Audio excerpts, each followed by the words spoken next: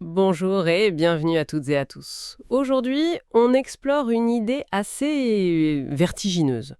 Imaginez un monde après 1000 ans de paix parfaite. Qu'est-ce qui peut bien arriver ensuite? Nos sources suggèrent un truc étonnant. Même après un millénaire sans tentation majeure, un dernier test serait nécessaire. Alors, on va se pencher sur les événements décrits dans certains textes, principalement Ézéchiel, l'Apocalypse, mais il y a aussi des échos dans le Lévitique, Matthieu, des textes qui parlent de la fin de cette période de 1000 ans. Ça mentionne la libération de Satan, une ultime rébellion, et puis le jugement final.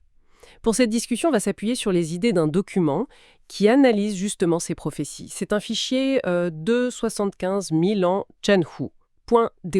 Notre objectif ici, attention, c'est pas de valider ou d'invalider quoi que ce soit, ni de prendre parti. On veut juste explorer, décortiquer ce que ces textes disent sur cette période clé, sur la nature humaine, le rôle de Satan là-dedans, et la conception de la justice divine qu'il présente. Bon, alors, prêt pour cette exploration? Ok. Commençons par le début. Enfin, la fin de ces 1000 ans. L'Apocalypse nous dit qu'à ce moment précis, Satan, qui était enchaîné pendant tout ce temps, oui, tenu à l'écart. Voilà, il est relâché. Et ça, c'est un contraste énorme avec ce qui précédait.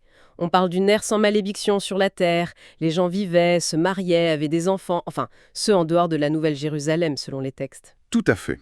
Et pendant ce temps, les martyrs glorifiés, eux, sont décrits différemment, dans cette nouvelle Jérusalem, un peu comme des anges, sans mariage. Mais alors, la question qui tue. Pourquoi relâcher Satan après 1000 ans de paix? Ça semble contre-productif, non? C'est justement là que l'interprétation de nos sources devient intéressante. Ce n'est pas vu comme un accident. C'est présenté comme un test. Délibéré. Un test. Oui. L'idée assez fascinante d'ailleurs, c'est que cette paix parfaite, elle n'aurait pas suffi. Sans la tentation extérieure, les désirs cachés, les inclinations profondes des cœurs n'auraient pas été révélés. Ah, d'accord. Le retour de Satan, c'est comme un révélateur.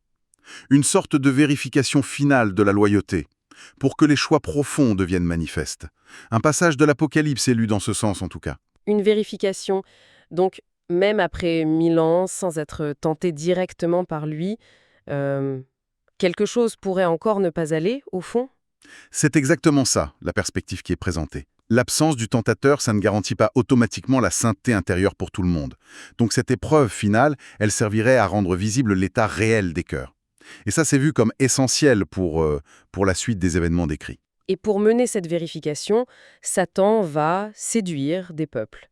Les textes utilisent des noms un peu étranges, peut-être, Gog et Magog. Oui, Gog et Magog. On les trouve déjà dans le livre d'Ézéchiel, bien avant l'Apocalypse. Là, Gog est un prince, du pays de Magog, un opposant à Dieu. D'accord. Et l'Apocalypse reprend ces noms. Il symbolise les foules immenses que Satan va réussir à rallier à sa cause après sa libération. Donc, ces noms tirés d'une prophétie plus ancienne. C'est ça. Ils sont réutilisés pour désigner cette coalition finale. Ceux qui, malgré 1000 ans de paix apparente, vont choisir la rébellion quand l'occasion se présentera. C'est donc un moment de choix ultime, en fait. Les peuples de la Terre, qui ont vécu sans son influence directe pendant si longtemps, Mhm. se retrouvent face à une décision radicale.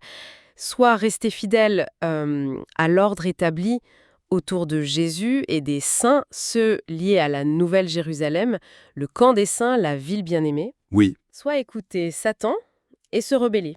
L'Apocalypse décrit cette mobilisation, hein. tout à fait. Et ce choix, il est très révélateur selon ses écrits. Le fait qu'une multitude, comparée au sable de la mer, Oui, c'est énorme comme image. choisissent la rébellion, ça suggère une chose.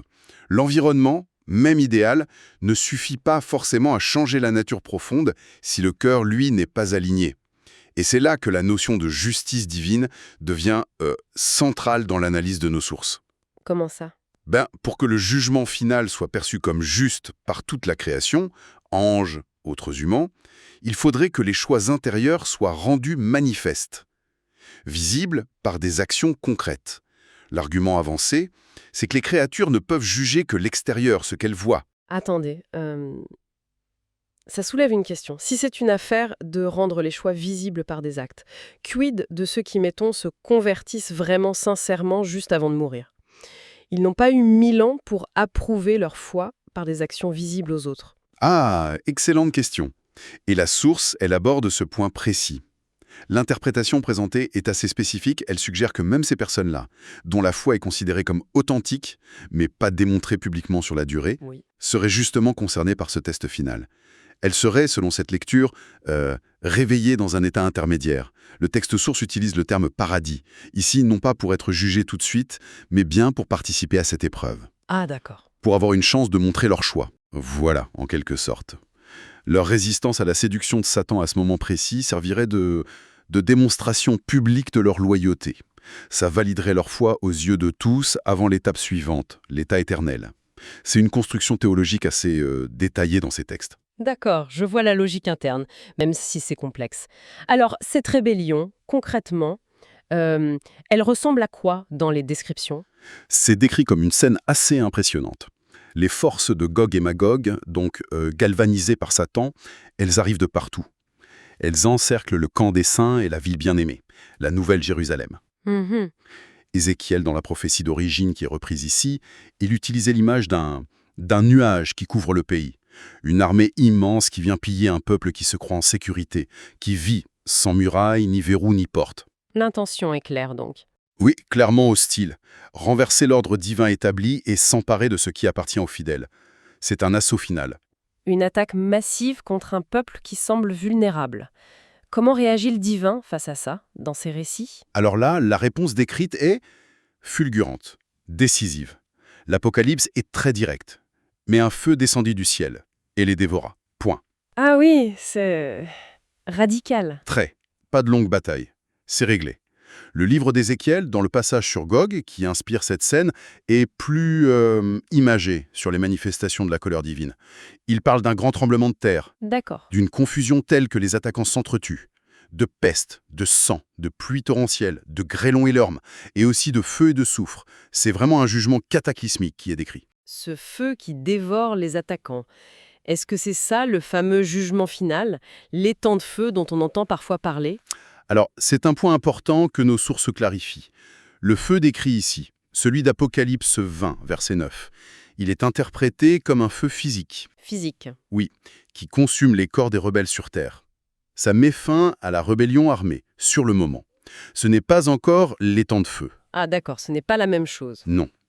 L'étang de feu est vu comme le lieu du jugement spirituel et éternel. Ces rebelles, dont les corps sont consumés physiquement, ils seraient, toujours selon cette lecture des textes, ressuscités plus tard. Pour un autre jugement. Oui, pour le jugement dernier, celui du grand trône blanc. Et c'est seulement là qu'ils seraient jetés dans cet étang de feu, qui est aussi appelé la seconde mort. Donc ce premier feu, c'est une intervention directe pour stopper l'attaque. Mais le jugement individuel, définitif, ça vient après. Exactement. Et ça renforce cette idée que le jugement final est basé sur les œuvres, les actions. Pourquoi cette insistance sur les actes d'ailleurs? Parce que dans la perspective de ces textes, les actes sont la manifestation visible de ce qu'il y a à l'intérieur, la foi ou l'absence de foi. Ce jugement basé sur des actes observables, ça permettrait à la justice divine d'être non seulement appliquée, mais aussi comprise, reconnue comme légitime par toute la création qui assiste à ça. La justice doit être vue pour être crue, pour ainsi dire. D'accord, je comprends mieux la distinction. La rébellion est donc écrasée, les rebelles sont jugés par ce feu, mais l'instigateur, Satan, qu'est-ce qu'il devient dans tout ça? Son sort est décrit juste après, dans l'Apocalypse. Une fois la rébellion matée, le texte dit que le diable qui les séduisait fut jeté dans l'étang de feu et de soufre. Ah, le voilà, l'étang de feu. Oui, il y rejoint la bête et le faux prophète, qui y auraient été jetés avant, selon la chronologie de l'Apocalypse. Et le texte précise, ils y seront tourmentés jour et nuit au siècle des siècles. Pour toujours, donc. C'est ce que ça dit. La source fait aussi le lien avec Matthieu, un passage qui parle du feu éternel préparé pour le diable et ses anges. C'est vraiment présenté comme sa destination finale, définitive. Et comment les sources interprètent-elles la justice de ce sort? C'est quand même extrême. Oui, et c'est là qu'une analogie tirée de l'Ancien Testament, du Lévitique, est utilisée. Celle du bouc émissaire, Azazel. Le bouc qu'on envoyait dans le désert? C'est ça. Lors du Yom Kippour, le jour des expiations, on chargeait symboliquement les péchés du peuple sur un bouc qui était ensuite chassé. Ici, l'idée est un peu similaire, mais différente. Satan est présenté comme portant la responsabilité ultime pour avoir introduit le péché, la rébellion, dans la création. Il ne paie pas pour les péchés des autres, alors. Non, ce n'est pas ça l'idée dans cette théologie. Ça, c'est attribué au sacrifice de Jésus. C'est plutôt une reconnaissance de sa culpabilité première, comme source de la corruption, comme séducteur universel.